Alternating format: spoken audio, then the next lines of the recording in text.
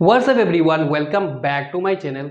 आज का एपिसोड हम स्टार्ट करेंगे एक क्वेश्चन लेके। And the question is that हमारा जो प्रेजेंट एजुकेशन सिस्टम है, is it up to date in terms of quality of education, standard of education, equity, inclusion, employment generation and so on. मतलब ये जो हमारा अप टू डेट है क्या, I am not talking from IIT, IIM, some reputed institution. I am just telling from general perspective. या हमारा कोई नया न्यू एजुकेशन पॉलिसी चाहिए, अगर चाहिए तो पुराना जो हमारा या जो एग्जिस्टिंग हमारा एजुकेशन सिस्टम है उसमें क्या कमियां है, what was the gap and what is the, you are able to guess. Today's discussion will be on national education policy 2020 या राष्ट्रीय शिक्षा नीति 2020 discussion, in the sense that from preschooling to PhD level every concept will be discussed, and that concept will be done with the help of an whiteboard. Okay, let's start today's discussion. So what happens, do you think that NEP 2020 is the first education policy? If you say that, no. Okay, by the way, if you are preparing for competitive exam, that episode is also helpful for them. 2020 is the India's third education policy after 1968 and 1986 education policy. MHRD, now it is renamed as Ministry of Education. MHRD formed a committee under chairmanship of Dr. K. Kasturirangan. That K. Kasturirangan is a former ISRO chairman, for preparing NEP. And on 31st May 2019, the committee submitted it. 29 July to 2020, the Union Cabinet approved it. हमारा जो first education policy ये start हुआ है 1986 under Indira Gandhi government, and second education policy start हुआ 1986 में under Rajiv Gandhi government. And that second education policy ये थोड़ा modify किया गया in 1992 under doctor PB Narasimha government के अंदर। ये थोड़ा चेंजेस किया गया, थोड़ा मॉडिफिकेशन किया गया। Then 2 lakh suggestions are receive in favour और against of this policy. After considering all this, ये NEP 2020 फाइनल शेप में आया। चले 10+2, अभी ये चेंज हो गया, क्या हो गया 5+3+3+4। ये 5 क्या है, 3 क्या है, देन अगेन 3 क्या है, देन 4 क्या है। Every details discussion will be done in the white board. So let's move to the white. जो हमारा एजुकेशन पॉलिसी है 10+2, एज आई टोल्ड, ये चेंज हो गया, क्या हो गया 5+3+3+4। ये 5 क्या है, ये 5 जो हमारा, ये जो 5 जो है उसको हम बोलते हैं फाउंडेशनल स्टेज।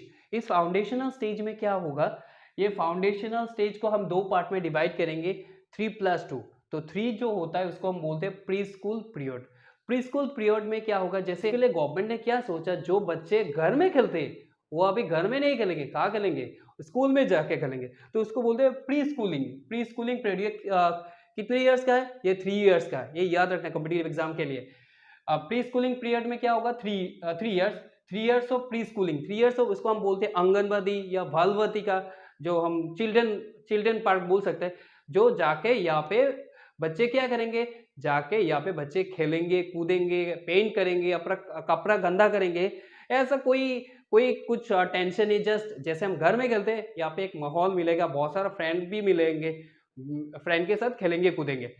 जो यहाँ पे जो एज होगा, एज ग्रुप क्या होगा 4, 5 एंड 6, मतलब 3 ईयर्स बोला तो एज ग्रुप होगा 4, 5 एंड 6। यहाँ पे एक वो है, कोई एग्जाम का टेंशन नहीं है, जो बच्चे जाएंगे, मैंने पहले ही बोला खेलेंगे कूदेंगे, लेकिन यहाँ पे एग्जाम का कोई टेंशन नहीं है। तो उसके इससे क्या मतलब है, स्कूल से लगाव होना चाहिए। कोई जो डर, टीचर पढ़ाएंगे ना उसको भी स्पेशल ट्रेनिंग, टीचर को भी ट्रेनिंग ऐसा दिया जाएगा तो बच्चे लोगों के साथ कैसा मतलब ट्रीट करे, सो दैट वो बच्चे डर ना जाए। तो ये भी कंसीडर किया जाएगा, टीचर लोगों को कैसे पढ़ाना है प्री स्कूलिंग में। वैसे तो टीचर लोग नो डाउट एफिशिएंट तो होते, लेकिन फिर भी एक स्पेशल ट्रेनिंग दिया जाएगा बच्चे लोगों के साथ कैसा बिहेव करे, ठीक है।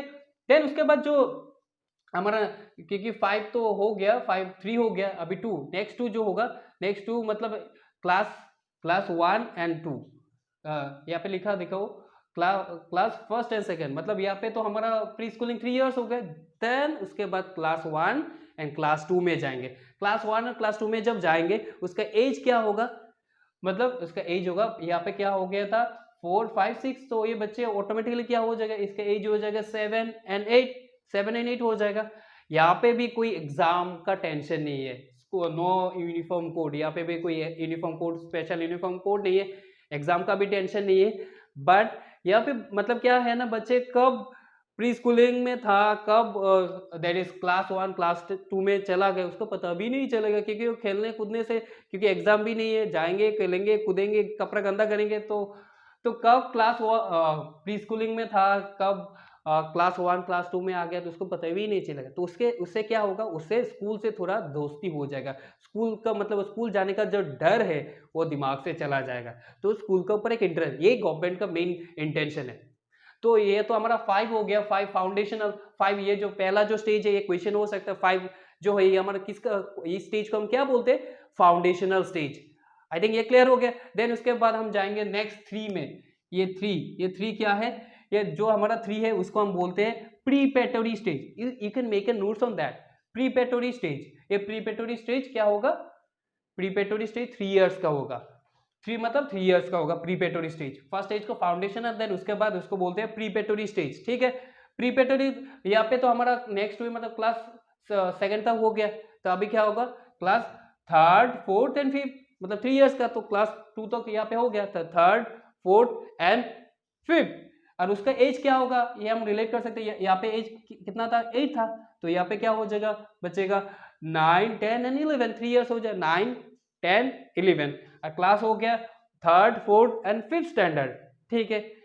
या पहले तो यहाँ पे कोई एग्जाम का कोई एग्जाम नहीं था, लेकिन प्रीपेटरी स्टेज में एग्जाम स्टार्ट हो जाएगा, ठीक है, क्योंकि ये तो मतलब 5 इयर्स यहाँ पे चला जाने के बाद यहाँ पे एग्जाम स्टार्ट होगा, तो इतना भी एग्जाम का कोई डर नहीं होगा, क्योंकि वो तो खेलने कूदने से थोड़ा थोड़ा कॉलेज मतलब स्कूल में इंटरेस्ट आ जाएगा। तो कहाँ पे एग्जाम स्टार्ट होगा, प्रीपेटरी स्टेज में एग्जाम स्टार्ट होगा। यहाँ का जो टीचिंग का जो यहाँ पे जो टीचिंग करवाएंगे, जो मतलब शिक्षा दिया जाएगा, उसको हम बोलेंगे एक्टिविटी बेस्ड टीचिंग। तो एक्टिविटी बेस्ड टीचिंग मतलब क्या है, यहाँ पे देखो मैंने लिखा है एक्टिविटी प्लस स्टडी, मतलब स्टडी के साथ पढ़ाई के साथ दूसरा कुछ पजल गेम्स ये सब भी खेलेंगे, तो एक्टिविटी, या कोई होमवर्क देंगे, प्रोजेक्ट, सिंपल से एक प्रोजेक्ट देंगे, ये बना के लाओ, तो ये स्टूडेंट का एक इंटरेस्ट डेवलप हो जाएगा। देन उसके बाद यहाँ पे जो दिया जाएगा प्रेफरेबल मीडियम इंस्ट्रक्शन, ये बहुत बड़ा एक वो है, जो कोई स्टूडेंट चाहने से अपना मदर लैंग्वेज या रीजनल लैंग्वेज या नेशनल लैंग्वेज में पढ़ाई कर सकता है। मान लो असम में एसामीज होने, उसका मदर लैंग्वेज या रीजनल लैंग्वेज बोलो, कोलकाता होने से बंगाली, महाराष्ट्र होने से मराठी, पंजाब होने से पंजाबी लैंग्वेज में वो अपना पढ़ाई कर सकता है। लेकिन अगर ये नेशनल लैंग्वेज हिंदी में भी पढ़ाई कर सकता है, तो बट ये कंपलसरी नहीं है, मतलब ऐसे ही मतलब अपना रीजनल लैंग्वेज या नेशनल लैंग्वेज में ही पढ़ाई करना है। At the same time school can teach in English language as well, मतलब ऐसा नहीं है स्कूल किसी के ऊपर दबाव नहीं डाल सकते, आपको इंग्लिश मीडियम में ही पढ़ना है, ऐसा भी नहीं है। अगर किसी स्टूडेंट है तो अपना रीजनल लैंग्वेज अपना मदर टंग में पढ़ाई कर सकते हैं, या नेशनल लैंग्वेज में या इंग्लिश मीडियम में भी पढ़ाई कर सकते हैं, it is up to them, मतलब ये ओपन है। थोड़ा थोड़ा रीजनल लैंग्वेज के मतलब अपना लैंग्वेज के साथ इंग्लिश भी सीखना चाहिए, राइट, नहीं तो क्या है थोड़ा प्रॉब्लम हो जाएगा, टूटा फूटा इंग्लिश तो आ जाएगा इस टाइम पे। सो ये हमारा हो गया 5 + 3, देन अगेन 3, ये 3 हम जो हमारा दैट इज स्टेज होगा, ये इसमें आ जाएंगे +3। तो +3 का क्या है, +3 में जब आएंगे तो उसको मिडिल स्टेज वो कितने साल का है, 3 इयर्स का है। पहले बच्चे कितना तक पढ़ा था, क्लास 5 तक, तो इसमें कौन सा क्लास आ जाएगा, क्लास 6 7 एंड 8। और जब क्लास 5 में था उसका एज क्या था, 11 था, देख लो, तो अभी क्या हो जाएगा, ऑटोमेटिकली बच्चा 12 हो जाएगा, इसका तो 10 तो नहीं होगा, ऐसा तो नहीं होता है, तो एज 12 13 14 हो जाएगा, ठीक है। इसमें क्या होगा, वैसे तो हम लोग कंप्यूटर कब सीखते हैं, बुढ़े होने के बाद। मैंने तो कंप्यूटर थोड़ा आइडिया आया मास्टर डिग्री में, जब पीएचडी कर रहे थे इस टाइम थोड़ा थोड़ा आइडिया आया, अभी तो इतना आता नहीं है। लेकिन आजकल के बच्चे को कंप्यूटर कोडिंग कब सीखने का मौका मिल जाएगा, क्लास 6 से मिल जाएगा। कंप्यूटर नॉलेज कोडिंग देखो कितना एडवांस बच्चे, कितना सुधार आया है, देखो कितना ग्रेट अपॉर्चुनिटीज है, राइट। तो क्लास 6 से बच्चे को कंप्यूटर नॉलेज या कोडिंग सीख पाएंगे। देन उसके बाद वो और एक है, ये बहुत इंटरेस्टिंग है, पहले एजुकेशन पॉलिसी में नहीं था, ये न्यू एजुकेशन पॉलिसी 2020 में आया है, जिसमें बच्चे वोकेशनल या टेक्निकल नॉलेज सीख सकते हैं फ्रॉम क्लास 6। वोकेशनल क्या है, मान लो किसी का टेलरिंग में इंटरेस्ट है, तो स्कूल मैनेज करेंगे एक टेलर को लाके, वो टीचिंग मतलब टेलरिंग कैसे सिलाई करते हैं, तो उसको ये नॉलेज मिल जाएगा। मान लो किसी फीमेल स्टूडेंट का सजने का शौक है, तो उसको थोड़ा क्या मिलेगा, उसको थोड़ा ब्यूटिशियन का टिप्स मिलेगा, तो ब्यूटिशियन को इन्वाइट करके लेक्चर देंगे, तो उसको मतलब वो सीखने का मौका मिलेगा। ठीक है, तो वोकेशनल, वो जो वोकेशन है वो पहले नहीं था। देन ये जो वोकेशनल या टेक्निकल हमारा एजुकेशन होगा फ्रॉम क्लास 6, तो उसको इंटर्नशिप भी होगा, मतलब 10 डेज के लिए कोई बाहर जाके या स्कूल मैनेज करेंगे from one school to another school, या कोई सामने मान लो कोई सामने एक प्रोजेक्ट है तो जाके यहाँ पे सीखेंगे, ठीक है। तो इसको सर्टिफिकेट भी मिल जाएगा, नॉलेज भी मिल जाएगा उसको। इन फ्यूचर में ये जो पैशन है, मान लो ये पैशन भी हो सकता है, तो इन फ्यूचर में वो कैरी कर सकता है ना। तो 10 डेज इंटर्नशिप प्रोग्राम ये होगा। और यहाँ पे और भी एक, क्योंकि देखो एजुकेशन पॉलिसी में बहुत सारा इशू है, क्योंकि ये तो 1986 में सेकेंड एजुकेशन पॉलिसी आया है, अभी हमारा आया है 2020 में, तो 34 ईयर्स का गैप है, ये भी एक है। और एक है हमारा जो न्यू एजुकेशन पॉलिसी, हमारा जो इंडियन जो कल्चर या ट्रेडिशन है उसको रिप्रेजेंट किया गया इन न्यू एजुकेशन पॉलिसी में। तो इसीलिए यहाँ पे बोला one of the Indian language to be taught, although it is optional, ऐसा नहीं है कंपलसरी सीखना ही होगा, बट ये जो हमारा इंडियन नॉलेज, इंडियन लैंग्वेज सीखने का मौका मिलेगा, संस्कृत बोलो, मलयालम बोलो, लैंग्वेज बोलो, तो अगर ये स्टूडेंट के ऊपर डिपेंड करेगा, अगर वो इंटरेस्ट है। लेकिन ये स्कूल ऑप्शन दो, although it is but optional, but ये एक अच्छा प्रोजेक्ट है, स्कूल को ये मौका मिलेगा, स्टूडेंट को ये मौका मिलेगा, ये अपना सब्जेक्ट, कोई अपना कल्चर या ट्रेडिशन के बारे में, अपना लैंग्वेज के बारे में जानने को मौका मिलेगा। ये तो बहुत अच्छा है, राइट। देन उसके बाद हमारा जो लास्ट 4 है, ये लास्ट 4 क्या है, कौन सा है लास्ट हमारा जो 4 है, उसको हम क्या बोलेंगे, सेकेंडरी स्टेज। क्या बोलेंगे, सेकेंडरी। तो पहला क्या हो गया, foundational, then preparatory, then middle, then क्या हो गया, सेकेंडरी स्टेज। सेकेंडरी स्टेज में क्या है, 4 इयर्स, ठीक है, 4 इयर्स। हमारा एग्जिस्टिंग क्या था, 10+2 रिनेम करके क्या हो गया, 5+3+3+4, ये मतलब हो सकता है। और एक क्वेश्चन हो सकता है, मैंने बोला पहले इंट्रो में बोला, हमारा जो MHRD ministry of human resource development, वो रिनेम करके क्या आ गया, वो रिनेम करके मिनिस्ट्री ऑफ एजुकेशन आ गया, उसको रिनेम करके क्या गया, मिनिस्ट्री ऑफ एजुकेशन। तो अच्छा, जो सेकेंडरी स्टेज में क्या होगा, ये 4 इयर्स का, या बच्चे यहाँ पे कितना तक पढ़ाई किया, 8 तक, तो ये ऑटोमेटिक क्या हो जाएगा, 4 इयर्स, तो 9, 10, 11, 12 हो जाएगा, क्या हो जाएगा, 9, 10, 11, 12। और ये यहाँ पे बच्चे का एज कितना था, यहाँ पे बच्चे का एज था 14, तो यहाँ पे ऑटोमेटिकली क्या हो जाएगा, 15, 16, 17, 18, ठीक है, यहाँ पे कितना साल हो जाएगा, 18 ईयर्स हो जाएगा। और एक है यहाँ पे, वैसे हम लोग का आजकल जो मतलब जो होता है ना, मिड टर्म पास होने के बाद बच्चा क्या लेंगे, आर्ट्स लेंगे, कॉमर्स लेंगे या साइंस लेंगे, हम कंफ्यूजन में रहते हैं, हमें खुद को भी पता नहीं होता। कुछ बच्चे तो थोड़ा दिमाग वाले होते हैं, मेरे जैसे बच्चे तो मतलब पता ही नहीं चला क्या लेंगे, तो ऑटोमेटिकली कॉमर्स ले लिया, तो कॉमर्स में इंटरेस्ट आ गया, कॉमर्स से प्यार हो गया, तो क्या करें ना। सो यहाँ पे इस बच्चे कोई स्ट्रीम नहीं होगा, मतलब ये बच्चा साइंस लो या आर्ट्स ले या कॉमर्स ले, इसमें कोई टेंशन नहीं, क्योंकि new education policy multi disciplinary है।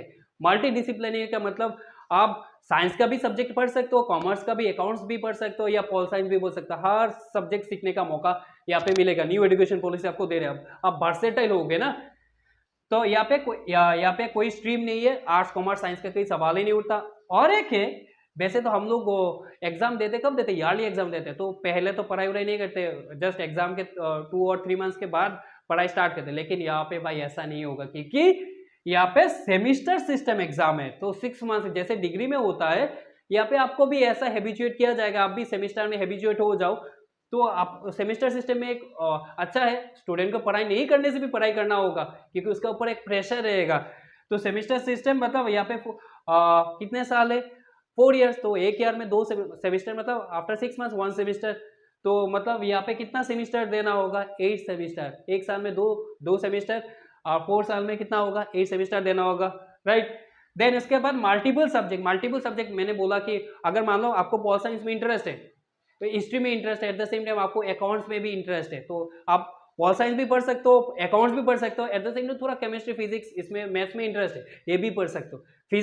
फिजिक्स भी ले सकते हो, पॉल साइंस भी ले सकते हो, अकाउंट्स भी ले सकते हो। तो कोई सब्जेक्ट बैरियर नहीं है यहाँ पे, मल्टीपल सब्जेक्ट, क्योंकि you will be the versatile, क्योंकि NEP 2020 is an all about multidisciplinary. Then उसके बाद यहाँ पे एम्फेसाइज ऑन क्रिटिकल थिंकिंग, मतलब ऐसा नहीं है अब जब क्लास में जाओगे, टीचर ने क्वेश्चन दिया, आपने रट्टा मार लिया, फिर एग्जाम में लिखोगे, फिर उसको भूल गया क्या कंसेप्ट, कुछ भी नहीं है। तो ऐसा नहीं होगा यहाँ पे, तुम्हारा दिमाग, क्योंकि और एनईपी का और एक मेन मोटिव है। तो मेन मोटिव बहुत सारा है वैसे। तो मेन मोटिव इंक्लूजन, कोई भी बच्चे को पढ़ाई से, एक तो सबको एजुकेशन मिलना चाहिए, इंक्लूसिव एंड इक्विटेबल। इंक्लूसिव का मतलब है कोई भी पढ़ाई से जो भी डिसएडवांटेज ग्रुप से, लाइक मान लो इट मे बी फीमेल या इट मे बी ट्रांसजेंडर या डिसएडवांटेज भी बहुत स्लम एरिया में रहता है, उसको पढ़ाई का मौका नहीं मिलेगा। तो ऐसा नहीं है, न्यू एजुकेशन पॉलिसी क्या बोल रहे हैं, सबको पढ़ाई का मौका मिलेगा।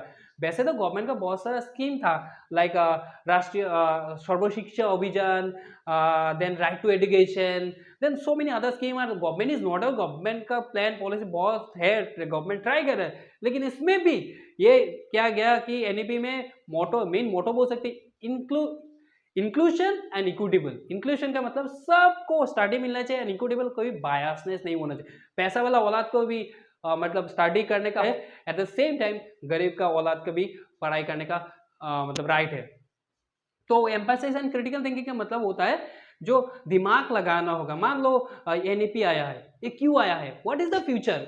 गवर्नमेंट ने तो कुछ सोचा है ना, क्योंकि उसका जो स्टैंडर्ड है, मतलब ये जो इंटरनेशनल स्टैंडर्ड की, मतलब जो हमारा एनईपी प्रिपेयर किया गया वो इंटरनेशनल, मतलब इंटरनेशनल क्या स्टैंडर्ड है, नॉट नेशनल, इंटरनेशनल जो स्टैंडर्ड है, इसको कंसिडर करके हमारा एनईपी आया है। तो मतलब ये जो क्रिटिकल थिंकिंग है ना, ये क्यों आया है, उसका पीछे राज क्या है, ढूंढो अभिजीत। तो ये नहीं, मतलब ये दिमाग लगाना होगा, ठीक है। तो उसको बोलते हैं क्रिटिकल थिंकिंग, मतलब जैसे तुम्हारा क्रिएटिविटी, इनोवेशन, क्रिटिकल एनालिसिस करने का ये दिमाग पूरा रेडी हो जाएगा जब आप देखो आपका क्रिटिकल एनालिसिस, क्रिएटिविटी ये सब आ जाएगा। आप मतलब 18 ईयर्स में आ जाएगा, क्लास 12 तक आ जाएगा। देखो इट्स अ ग्रेट अपॉर्चुनिटी ना। Then one of the foreign language to be taught except Mandarin, मतलब एक यहाँ पे और एक अपॉर्चुनिटीज है, यहाँ पे आपको सीखने का, फॉरेन लैंग्वेज सीखने का मौका। आप रशियन बोलना चाहते हो, ये रशियन बोल पाओगे। आप अमेरिकन, ब्रिटिश लैंग्वेज अमेरिकन बोलना चाहते हो, बोल पाओगे, सीख पाओगे। ब्रिटिश सीखना चाहते हो, बोल पाओगे। लेकिन एक लैंग्वेज छोड़ के, दैट इज चाइनीज लैंग्वेज, चिंगकॉन्ग, ये सब नहीं चलेगा, क्योंकि ये भी इंक्लूड करना चाहिए। लेकिन चाइनीज में एक पता है, चाइनीज का जो रीजनल या नेशनल लैंग्वेज वो चाइनीज लैंग्वेज होता है। तो ये हम लोग थोड़ा आगे है इस मामले में, क्योंकि जो हम इंडियन है, इंडियन को जहाँ पे भी जॉब मिल जाता है, लेकिन चाइनीज को जॉब नहीं मिलता है, क्योंकि उन लोगों को थोड़ा इंग्लिश नहीं आता है। और हम लोग तो जो टूटा फूटा इंग्लिश से काम चला देते हैं, जो अगर बच्चे थोड़ा कम पढ़ाई होने से भी इसको थोड़ा थोड़ा इंग्लिश आता है तो वो काम चल जाता है। तो इस मामले में हम आगे है थोड़ा। तो यहाँ पे फॉरेन लैंग्वेज सीखने का मौका मिलेगा, दो ऑल्दो इट इज ऑप्शनल। कोई स्कूल, मतलब वो स्कूल चाहने से वो कर सकता है, इंट्रोड्यूस कर सकता है, लेकिन वो कंपलसरी नहीं है। लेकिन एक यहाँ पे क्वेश्चन हो सकता है, वो सब फॉरेन लैंग्वेज सीखना चाहेंगे, लेकिन एक छोड़ के, that is Chinese language, Mandarin. तो हमारा जो 5+3+3+4 का जो कंसेप्ट है, हमने every detail discussion has been done, मतलब यहाँ पे आई थिंक कवर हो गया। I hope it is clear. पहला जो एग्जिस्टिंग था 10+2, we now move to higher education. जब हम हायर एजुकेशन में पढ़ाई करोगे तो उसका क्या पैटर्न होगा। यहाँ पे बहुत सारा फ्लेक्सिबिलिटी जो पहले किसी एजुकेशन पॉलिसी में नहीं था। It's a great opportunity you can say. तो इसमें जो है, पहला जो हमारा डिग्री प्रोग्राम होगा, मतलब लाइक ऐसा नहीं है, मतलब अभी का जो एचएस पास करने के बाद हम बीकॉम करेंगे या बीए बोलो, ये तो ठीक है, 3 इयर्स का होगा, ये जनरल कोर्स का होगा या ऑनर्स कोर्स का होगा, बीए बीकॉम बीएससी, या हम अकाउंट्स में ऑनर्स लेंगे या फिजिक्स में ऑनर्स लेंगे, इसमें कोई टेंशन, इसमें कोई ये सब नहीं है। ये जो हमारा जो हायर एजुकेशन में जो डिग्री का प्रोग्राम होगा, ये डिग्री प्रोग्राम ऑफ 3 और 4 इयर्स ड्यूरेशन, मतलब हमारा जो डिग्री प्रोग्राम होगा ये 3 इयर्स का भी होगा, या अगर कोई 3, वैसे तो हम लोग का 3 इयर्स होगा, लेकिन यहाँ पे अभी डिग्री प्रोग्राम 4 इयर्स का होगा, लेकिन बहुत सारा फ्लेक्सिबिलिटीज है, हम will just cover in detail. Degree program 3 years का भी होगा या 4 इयर्स का भी होगा। अगर किसी स्टूडेंट को चाहिए 3 इयर्स के बाद वो डिग्री नहीं करना चाहते तो नो प्रॉब्लम, 4 इयर्स के बाद करना, 4 इयर्स अप टू 4 इयर्स करना चाहता है, ये भी ओके। इवन 1 साल के बाद अगर कोई स्टूडेंट पढ़ाई छोड़ना चाहते हैं, लाइक अभी का प्रेजेंट सिचुएशन में क्या होता है, मान लो 3 इयर्स का डिग्री है, मान लो मतलब ये 3 इयर्स की डिग्री है, 1 साल के बाद उसका कुछ इशू आ गया, रियल सेंस में इशू आ गया, मान लो फाइनेंशियल प्रॉब्लम आ गया या कोई दूसरा कुछ इशू हो गया, तो उसको तो मतलब सेकेंड ईयर में जब जाएगा या थर्ड सेम में जब जाएगा, उसको तो कोई जो पढ़ाई 1 साल किया उसको कोई सर्टिफिकेट कोई सर्टिफिकेट नहीं मिलेगा। लेकिन हमारा न्यू एजुकेशन पॉलिसी क्या बोलता है, अगर आप 1 साल पढ़ाई करके छोड़ दिया तब भी आपको सर्टिफिकेट मिलेगा। यहाँ पे देखो, सर्टिफिकेट आफ्टर कंप्लीटिंग 4 इयर्स, मतलब हायर एजुकेशन ये बेसिक कितने साल का होता है, 4 इयर्स का। तो अगर किसी स्टूडेंट ने सर्टिफिकेट कोर्स किया, सर्टिफिकेट मिलेगा आफ्टर कंप्लीटिंग 1 ईयर, वैसे 4 साल का है, 1 साल मान लो फर्स्ट सेम सेकेंड सेम कर लिया, उसको जो मिलेगा उसको हम क्या बोलेंगे, सर्टिफिकेट। 1 साल पढ़ाई करने के बाद किसी स्टूडेंट का प्रॉब्लम आ गई या किसी स्टूडेंट को लग रहा है हम पढ़ाई नहीं करेंगे, तब भी उसको एक डॉक्यूमेंट मिलेगा, इस डॉक्यूमेंट का हम क्या बोलेंगे, सर्टिफिकेट। ठीक है, 1 साल के बाद जो मिलेगा उसको हम क्या बोलेंगे, एक क्वेश्चन हो सकता है, 1 साल के बाद जो मिलेगा उसको हम क्या बोलेंगे, आप तो जो भी आप एचएस पास किया हो अभी जो डिग्री में होगा, तो इसके लिए भाई कंसेप्ट तो बहुत चाहिए ही चाहिए, no doubt, not only for degree, for other as well, मतलब जो अदर स्टूडेंट है उसको भी चाहिए, क्योंकि हमारा तो न्यू एजुकेशन जो पॉलिसी है, क्या क्या चेंजेस, क्या क्या फ्लेक्सिबिलिटी, क्योंकि ये मल्टी डिसिप्लिन सब कुछ, सबको एज ए कॉमन मैन बोलो हमारा ये आइडिया होना चाहिए।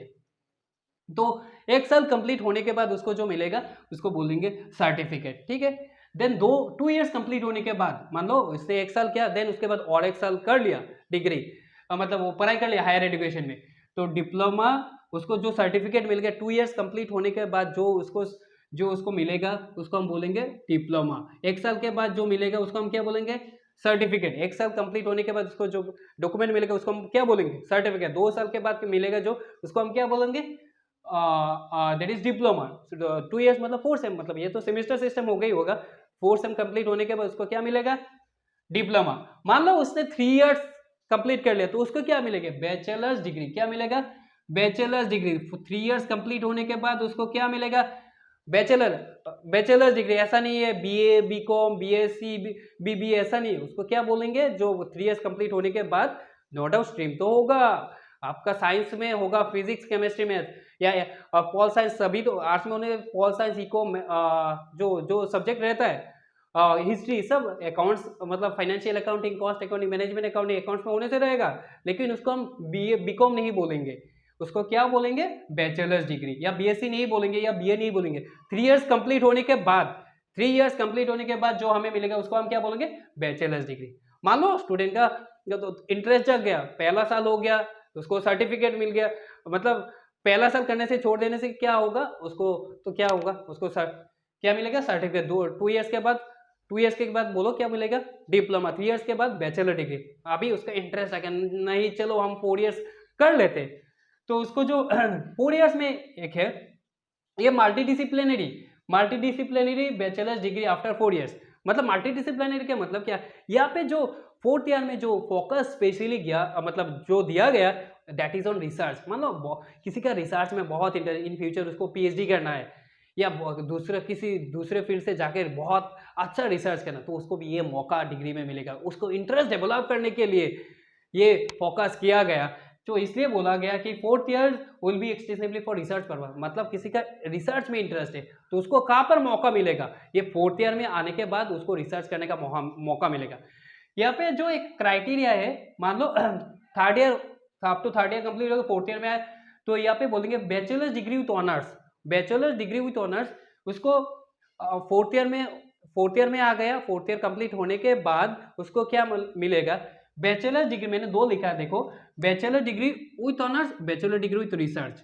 अगर किसी को ऑनर्स लेना है लाइक किसी स्पेसिफिक सब्जेक्ट में, अभी ऑनर्स लेने का मौका 4th ईयर में मिलेगा। वैसे हम लोग का प्रेजेंट सिस्टम में क्या होता है, पहले में मिल जाता है। कौन सा ऑनर्स लगेगा, अकाउंट्स में, कौन सा ऑनर्स लगेगा, मैनेजमेंट में, कौन सा ऑनर्स लगेगा, बैंकिंग में, फिर या physics, chemistry, pol science, eco, English, Bengali, इसमें। लेकिन आपको यहाँ पे ऑनर्स चूज करने का मौका 3rd ईयर में मिलेगा। पहले तो बिंदास, एकदम बिंदास होके जाओ, कोई ऑनर्स बैरियर नहीं है। लेकिन यहाँ पे criteria bachelor degree with honours आपको मिलेगा, प्रोवाइडेड आपका कोई एरियर पेपर ना हो, कोई बैक पेपर, कोई बैकलॉग नहीं होगा, कोई बैक पेपर नहीं होना चाहिए। अगर ये यूनिवर्सिटी टू यूनिवर्सिटी वेरी कर सकता है, लेकिन जो जनरल जो रूल है, आप बैचलर डिग्री विथ ऑनर्स कर पाओगे प्रोवाइडेड आपका कोई बैक पेपर नहीं होगा। यहाँ पे जो 3rd ईयर तक आपने कंप्लीट कर लिया, आपका कोई बैक पेपर नहीं होना चाहिए। तो बैक पेपर होने से, बैक पेपर मतलब किसी एक पेपर में फेल नहीं होना चाहिए। अगर किसी एक पेपर में फेल हो गया तो यहाँ पे आप 4th ईयर में एडमिशन नहीं ले पाओगे जब तक आप वो जो बैक पेपर या बैकलॉग है वो क्लियर नहीं हो जाए। बैक पेपर होने से उसको पहले क्लियर करना होगा, देन उसके बाद you can take admission in 4th year का पढ़ाई कर पाओगे। और कोई बैक पेपर नहीं होने से भाई कोई प्रॉब्लम नहीं है। तो bachelor degree with honours provided उसका कोई एरियर पेपर ना हो, लेकिन आपको थोड़ा रिसर्च करना है तो ये भी कर सकते हो, ये भी आपके लिए ओपन है। Bachelor degree with honour, bachelor degree with research, यहाँ पे देखो बैचलर डिग्री विथ रिसर्च आप कर पाओगे, लेकिन उसमें भी कोई आपका एरिया पेपर नहीं होना चाहिए। और आपका जो 3rd ईयर तक आपका परसेंटेज कितना होना चाहिए, कितना सीजीपीए होना चाहिए, 7.5 सीजीपीए होना चाहिए।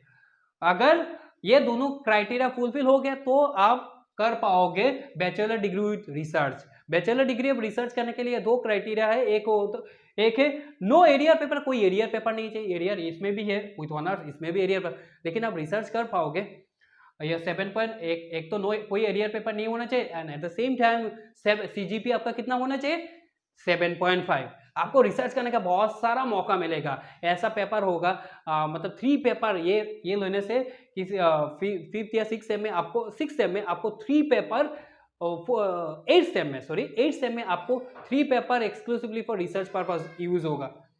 देन मल्टीपल एंट्री एग्जिट, ये पिछले जो हमारा फर्स्ट एजुकेशन पॉलिसी बोलो, second education multiple entry exit, इसका मतलब क्या है, मान लो किसी एक स्टूडेंट ने 1 साल कर लिया तो उसके बाद तो उसको मिल जाएगा सर्टिफिकेट, और उसको थोड़ा दूसरे काम पे लग गया, फैमिली के प्रेशर या उसको पढ़ाई में कोई इंटरेस्ट नहीं, तो इसको भी 1 साल करने के बाद उसको भी मौका मिलेगा। मान लो ये यहाँ पे आसाम में पढ़ाई करके चला गया बेंगलुरु काम करने, तो उसको तो मतलब अभी का प्रेजेंट सिचुएशन में तो उसको कोई सर्टिफिकेट नहीं मिलेगा, तो उसको वो 2 साल गैप हो गया।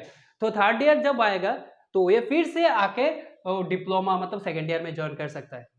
तो मल्टीपल एंट्री एग्जिट उसको चाहे, लेकिन प्रोवाइड 1 साल कंप्लीट करना होगा या 2 साल कंप्लीट करना होगा या 3 इयर्स कंप्लीट। मान लो इसमें 2 इयर्स कंप्लीट हो गया, उसको दूसरे जगह पे फॉरेन में जाना है, तो इसके लिए या कुछ दूसरा काम के लिए आफ्टर 2 इयर्स उसको पढ़ाई में इंटरेस्ट नहीं है या कोई, तो उसको क्या करना होगा, वो फिर से उसको मौका मिलेगा 2 इयर्स के बाद। 2 इयर्स मान लो उसको डिप्लोमा मिल गया, तो 2 इयर्स के बाद उसको ये मौका मिलेगा फिर से री एंट्री करने का। तो ये एंट्री भी कर सकते हैं, एग्जिट भी कर सकते हैं, और आके पढ़ाई भी कर सकते हैं, या पढ़ाई छोड़ के या कुछ टाइम के बाद या कुछ सालों के बाद वो फिर से, लेकिन प्रोवाइडेड मतलब 10 साल के बाद वो फिर से री एंट्री मारेगा, ऐसा नहीं होगा, प्रोवाइडेड एक टाइम फ्रेमवर्क होगा। मैंने बोला आसाम यूनिवर्सिटी होने से उसको री एंट्री का टाइम जो मिलेगा 3 इयर्स। लेकिन बट थिंग इज दैट जो फुल जो डिग्री कोर्स है, हायर एजुकेशन का जो कोर्स है हायर एजुकेशन 7 इयर्स के अंदर मतलब 4 ईयर प्लस और 3 इयर्स एक्स्ट्रा मिल रहे हैं, तो पूरा कोर्स कंप्लीट करने का मौका आपको मिलेगा अप टू 7 इयर्स में। अब आसाम यूनिवर्सिटी, लेकिन जनरल तो यही होगा ना, रूल तो सेम ही होगा, कुछ तो वेरी कर सकता है। तो मल्टीपल एंट्री एग्जिट समझ में आ गया। किसी एक स्टूडेंट चाहे तो 1 साल के बाद पढ़ाई छोड़ के या आफ्टर 2 इयर्स 2 साल के 1 साल पढ़ाई कर लिया, फिर 1 साल उसने सोचा हम थोड़ा कमाई करेंगे, थोड़ा दूसरे काम पे लग गया, तो फिर से 1 साल के बाद वो फिर से री एंट्री कर सकता है, अपना पढ़ाई स्टार्ट कर सकता है, एंट्री भी कर सकता है, एग्जिट भी कर सकता है, वो प्रोवाइडेड टाइम फ्रेम। और एक है देखो ABC का मतलब A for apple, B for ball, C for cat, ये वाला नहीं। ABC मतलब एकेडमिक बैंक ऑफ क्रेडिट। ये क्या होता है, तो ये मान लो आपने दिल्ली यूनिवर्सिटी में पढ़ाई किया, या आसाम यूनिवर्सिटी में पढ़ाई किया, या गुवाहाटी यूनिवर्सिटी, या किसी दिल्ली यूनिवर्सिटी या BHU में पढ़ाई किया, किसी एक यूनिवर्सिटी के एफिलिएट। वैसे तो न्यू एजुकेशन पॉलिसी में कुछ टाइम के बाद आफ्टर 15 ईयर्स के अंदर कोई एफिलिएटेड कॉलेज ये नहीं रहेगा, ये भी एक इंफॉर्मेशन के लिए बोल दूँ, ये ऑटोनॉमस कॉलेज हो जाएगा या कंस्टिट्यूट कॉलेज हो जाएगा। अच्छा, जो भी है, मान लो किसी एक स्टूडेंट ने आसाम यूनिवर्सिटी में एडमिशन लिया, एडमिशन लेके 1 ईयर कंप्लीट कर लिया। 1 ईयर कंप्लीट होने के बाद उसको क्या मिलेगा? सर्टिफिकेट। ये जो उसको मेजर किया जाएगा क्रेडिट, वाया क्रेडिट द्वारा उसको मेजर किया जाएगा। लाइक क्रेडिट मतलब फॉर एवरी सेम 6 मंथ्स के कितना क्रेडिट होगा? 20 क्रेडिट। तो और एक साल में 6 मंथ्स में 20 क्रेडिट होने से एक साल में कितना होगा? 20 + 20 मिनिमम 40 क्रेडिट होगा। ये किसी यूनिवर्सिटी मतलब और भी ज़्यादा रख सकते हैं, लेकिन मिनिमम क्रेडिट कितना रखना चाहिए? 40। तो अभी क्रेडिट क्या है? जो मान लो किसी एक सब्जेक्ट है फाइनेंशियल अकाउंटिंग, उसमें क्रेडिट है 3, ठीक है, 3 क्रेडिट है। तो उसका मतलब वो क्रेडिट मतलब जो क्रेडिट दिया जाएगा, जो कंटेंट्स कवर होगा, that credit is given on the basis of contents provided in the syllabus. Financial accounting credit 3, तो उसका मतलब ये जो कंटेंट्स है ये 3 क्रेडिट में कवर हो जाएगा। तो और एक दूसरा सेंस में बोल सकते हैं 3 क्रेडिट मतलब एक वीक में 3 क्लास होगा, जितना भी सेम होगा, मतलब जितना भी महीना होगा इंटू 3 कर लेंगे, तो ये हमारा क्रेडिट होता है। तो जब ये फर्स्ट ईयर मान लो फर्स्ट ईयर उसने कंप्लीट कर लिया, तो उसको तो क्या क्रेडिट, ये क्रेडिट कितना अर्न कर लेंगे? 20 + 20 40 क्रेडिट तो अर्न कर लेगा मिनिमम। लेकिन ये सेमिस्टर मतलब मान लो 6 सेम हो गया, एक सेम हो गया, 6 मंथ्स के बाद वो 20 क्रेडिट। तो ऐसा नहीं होता है, एक साल मिनिमम साल कंप्लीट करना है। एक साल कंप्लीट होने से 40 क्रेडिट, 2 साल होने से 40 + 40 80 क्रेडिट। ये जो क्रेडिट वो अर्न करेगा that will be recorded digitally. मतलब तुमने एबीसी मतलब your credit, what ever the credit you have earn, जो भी क्रेडिट तुमने अर्न किया that will be stored in digital platform. तो मान लो किसी एक स्टूडेंट ने 1 साल कंप्लीट किया आसाम यूनिवर्सिटी के अंडर, और उसका क्रेडिट रिकॉर्ड हो गया कहाँ पर? एबीसी में। अगर ये now he wants to take admission, he और she wants to take admission in Delhi University, तो दिल्ली यूनिवर्सिटी को कैसे पता चलेगा उसका क्या क्रेडिट है? यस, दिल्ली यूनिवर्सिटी का अभी पता चल जाएगा उसने क्या क्रेडिट अर्न किया, वो क्योंकि ये तो एबीसी में पता चल जाएगा ना, क्योंकि ये डिजिटली रिकॉर्ड होगा। जैसे हम लोग डॉक्यूमेंट डिजी लॉकर में मतलब रख सकते हैं, सिमिलरली एक स्टूडेंट का कितना क्रेडिट अर्न किया ये डिजिटली रिकॉर्ड होगा। तो Assam university first year complete होने के बाद वो सेकेंड ईयर में वो दिल्ली यूनिवर्सिटी में जाके एडमिशन, दिल्ली यूनिवर्सिटी में जाके वो पढ़ाई कर सकता है। एंड वो दिल्ली यूनिवर्सिटी कैसे उसको जांच करेंगे? उसका जो क्रेडिट अर्न किया वो डिजिटली वो तो चेक कर सकते हैं। तो ये भी एक ग्रेट अपॉर्चुनिटीज है। देखो कितना सारा अपॉर्चुनिटीज है। फर्स्ट ईयर कंप्लीट होने के बाद second year, third year, fourth year, even multiple entry exit, then ABC है, so many opportunities are there. लेकिन वो जो अपॉर्चुनिटी उसको हमें उसका अवील करना है, उसका सही तरह से प्रयोग करना है। So I hope ये क्लियर हो। Let's move to that part, masters program and PhD. तो मास्टर डिग्री हम जो बोलते हैं, तो यहाँ पे क्या है, यहाँ पे मैंने जो फर्स्ट पॉइंट लिखा है 2 years for those who have 3 years bachelor degree. मान लो किसी ने, मैंने जो डिग्री हमारा 4 years का होता है, first year, second year, third year and fourth year. मान लो किसी ने 3 years डिग्री 3 years तक पढ़ लिया, तो उसको तो डिग्री मिल जाएगा। तो 3 years डिग्री के बाद वो डायरेक्टली मास्टर्स प्रोग्राम में जा सकते हैं। एमए बोलो, एमकॉम बोलो, एमएससी बोलो, तो डायरेक्टली मतलब वैसे तो नॉर्मल सिस्टम है। अभी का जो सिस्टम है ना, 3 years के बाद मास्टर्स प्रोग्राम 2 years का होता है। सिमिलरली ये ऑप्शन भी यहाँ पे रहेगा, एनईपी पे रहेगा। तो 3 years डिग्री होने के बाद वो डायरेक्टली 3 years डिग्री होने के बाद उसका मास्टर प्रोग्राम कितने साल का होगा? 2 years का होगा। ठीक है, मतलब अभी का जो प्रेजेंट है, जो 3 years डिग्री करने के बाद मास्टर प्रोग्राम 2 years का होता है, तो सेम ये इसमें कोई इतना चेंजेस नहीं है। तो 3 years डिग्री करने के बाद 3 years के बाद हमें मास्टर्स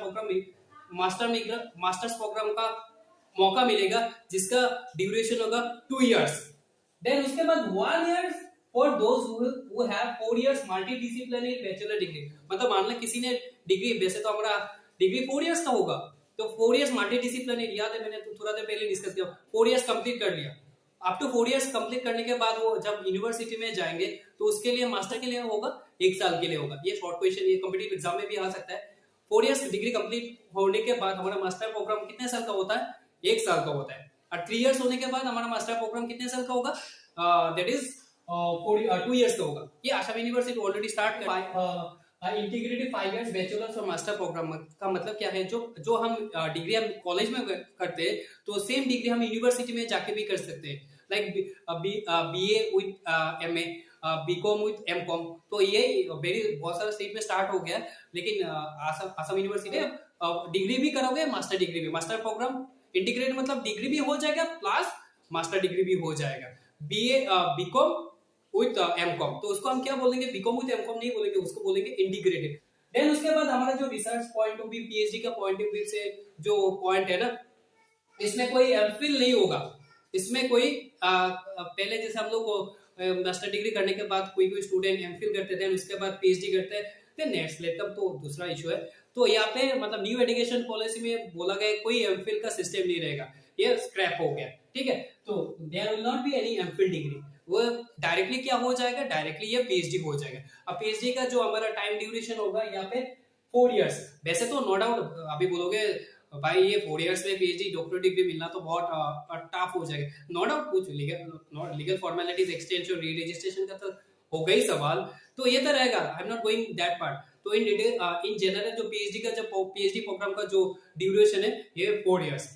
अब एक जो बेनिफिट है ना एनईपी में, पहले जो नहीं था एजुकेशन पॉलिसी में, ये न्यू एनईपी 2020 में आया है कि यहाँ पे मैंने जो लिखा है, undertaking A PhD shall require either a master degree or a 4 years multidisciplinary bachelor degree। हम सिंप्लीफाई कर देते, तो कोई स्टूडेंट चाहे आफ्टर 4 इयर्स, मतलब वो डिग्री तो हमारा 4 इयर्स का होता है, जो मल्टीडिसिप्लिनरी जो बैचलर जो 4 इयर्स का डिग्री होता है, फर्स्ट ईयर याद है, थोड़ा देर पहले डिस्कस किया, certificate, diploma, then bachelor degree, then multidisciplinary, there is degree with honour, degree with research. मान लो किसी ने 4 इयर्स कंप्लीट कर लिया, तो 4 years complete degree program 4 years वो कंप्लीट करने के बाद वो directly that particular student can take admission in PhD, या ये इसका एक ऑप्शन, मतलब 4 इयर्स कंप्लीट करने के बाद वो डायरेक्टली पीएचडी में एडमिशन लेगा। और एक ऑप्शन है वो मास्टर डिग्री करने के बाद वो पीएचडी एडमिशन ले सकता है।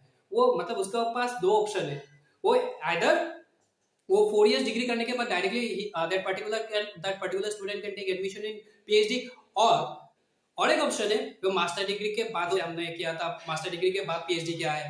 तो इसका ये एनईपी में ये फ्लेक्सिबिलिटी है, डायरेक्ट आप 4 इयर्स कंप्लीट कर दें, you just take an admission. But ये क्या करना होगा? अपग्रेड करना होगा, तो यूनिवर्सिटी के ऊपर डिपेंड करना होगा। Like if you consider Assam University, तो आई होप उसको शायद उनको थोड़ा टाइम चाहिए, but it will be implemented. कुछ साल चाहिए तो ये ऑटोमेटिकली हो जाएगा। तो this is all about masters program and master degree and PhD. बोलो, आई थिंक ये क्लियर हो गया। Then I will just move to the B.Ed part। हम B.Ed में क्या क्या चेंजेस आया डिस्कस किया, मास्टर प्लान मतलब master program and that is PhD discuss किया, कैसा प्रोग्राम होता है। तो अभी हम डिस्कस करेंगे B.Ed, जो हम B.Ed का कैसा रूल्स है अंडर कैसा रूल्स है, मतलब B.Ed का रूल्स कैसा है अंडर एनईपी 2020, उसमें क्या क्या चेंजेस है। वैसे तो अभी तो B.Ed का सब इतना चल रहा है ना, इतना वाउ चल रहा है कि सबको टेट में सबको टीचर बनना है, सबको इसके लिए हमारा B.Ed एग्जाम देना पड़ रहा है। तो उसका बहुत पहले एक टाइम था B.Ed कोई एडमिशन नहीं लेना चाहते, तो अभी जब टेट आ गया तो सभी B.Ed में एडमिशन लेने का टेंडेंसी बहुत बढ़ गया है। तो जो भी है, now coming to the picture of B.Ed, मतलब वो क्या क्या चेंजेस है अंडर एनईपी 2020। तो फर्स्ट जो है 4 इयर्स होगा आपका B.Ed 4 इयर्स होगा। अगर आप एडमिशन लेते हो आफ्टर 12, मतलब वो 4 प्लस 5 प्लस 3 प्लस 3 प्लस 4, मतलब अल्टीमेटली तो 12 होता है। ये कंप्लीट करने के बाद आप अगर B.Ed में एडमिशन लेना चाहते हो तो आपका लिए B.Ed 12 के बाद B.Ed आपका क्या होगा? वैसे तो 5 प्लस ये तो 12 भी होता है, तो 12 के बाद अगर आप B.Ed में एडमिशन लेना चाहते हो तो इसके लिए आपका B.Ed कितने साल का होगा? B.Ed आपका 4 इयर्स का होगा। 3 इयर्स ग्रेजुएशन के बाद आप अगर B.Ed में एडमिशन लेना चाहते हो तो उसके लिए आपको क्या होगा? B.Ed का साल कितना साल होगा? B.Ed के लिए आपको 2 इयर्स होगा B.Ed का course. 1 year B.Ed, 4 years graduation और पीजी। मतलब मान लो 4 इयर्स का डिग्री आपने ग्रेजुएशन कंप्लीट करने के बाद आप 4 इयर्स डिग्री कंप्लीट करने के बाद आप बीएड में एडमिशन लेना चाहते हो या मास्टर्स प्रोग्राम या पीजी के बाद पोस्ट ग्रेजुएट के बाद आप बीएड में एडमिशन लेना चाहते हो, तो इसके लिए आपको बीएड में कितना साल चाहिए? 1 साल चाहिए। 1 साल 1 ईयर बीएड, 4 इयर्स ग्रेजुएशन और पीजी, मतलब डिग्री 4 इयर्स का वो जो मल्टी डिसिप्लिनरी 4 इयर्स का डिग्री का प्रोग्राम कंप्लीट करने के बाद या पोस्ट ग्रेजुएट या जो मास्टर्स प्रोग्राम है वो कंप्लीट करने के बाद आप बीएड में एडमिशन लेना चाहते हो, तो आपके लिए क्या कितना साल का होगा? ये बहुत सारा कॉम्पिटिटिव एग्जाम में ये क्वेश्चन हो सकता है, 1 साल का। और ये जो बीएड का एडमिशन जब होगा, admission in BEd through NTA, जैसे हम लोग का NTA National Testing Agency NTA exam conduct करने के बाद ही आपका एडमिशन बीएड में होगा। उसके लिए क्वालिफाइंग जैसा होता है ना, एक एग्जाम होगा, क्वालिफाइंग एग्जाम, देन उसके बाद you can take admission in BEd. Then ये तो भाई देखो फ्रॉम 2030 ये मिनिमम डिग्री कॉलेज, मतलब 2030 से आपका बीएड होना ही चाहिए। आई होप ये एपिसोड थोड़ा लंबा है, लेकिन देखने से बहुत कंफ्यूजन, बहुत आइडिया आपको मिल जाएगा। आप स्टूडेंट हो, किसी भी स्ट्रीम से हो, साइंस, कॉमर्स, आर्ट्स, वैसे तो आप इस स्ट्रीम आप नहीं बोल सकते, किसी भी फील्ड से हो, इंजीनियरिंग बोलो, किसी भी फील्ड से, आपको ये एनईपी 2020 में 2020 का आइडिया लगना जरूरी, सजेशन देना चाहते हो, always you are most welcome. I hope that episode would be more beneficial for all of you. So this is all about today's discussion. Thank you so much for bearing with me. Jai Hind.